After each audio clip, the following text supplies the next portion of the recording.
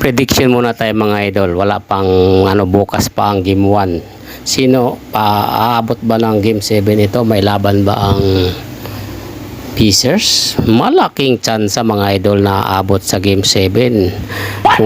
Kung matatandaan nyo ay pinabagsak nga nila ang number 1 team na Cavaliers. Cavaliers mga idol, walang injury. Tapos sinunod ang number 3 na New York Knicks, samantala sila nasa number 4. Kaya may chance talaga na umabot sa game 7. Samantala hindi naman matatawaran din kasi yung Thunder na tinalo ang dating champion na Denver Nuggets.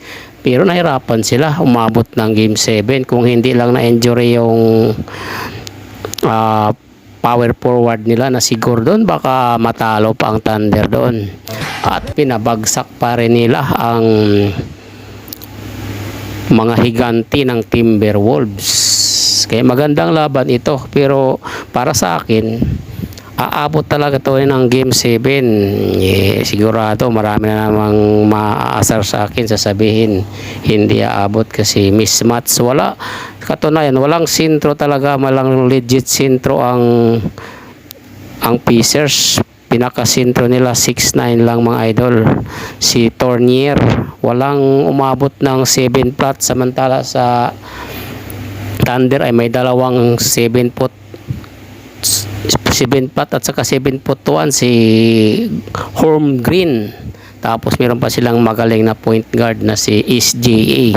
Pero daanin naman ito sa daanin naman ito sa bilis ng Pacers. At saka sa game 7, kung tatanungin niya kung sinong mananalo, depende na yun mga idol. Breaks of the game na lang, kasi kung sinong mamalasin sa 3 points o di kaya sa depensa, sila ang matatalo. Di ako makasigurado kung sino talaga ang mag-champion, kasi silang dalawa ay di pa naman to nakatikim ng NBA champion. Ngayon lang talaga. Kung kayo mga idol ang tatanungin, aabot ba ng game 7 o aabot talaga ng game 7?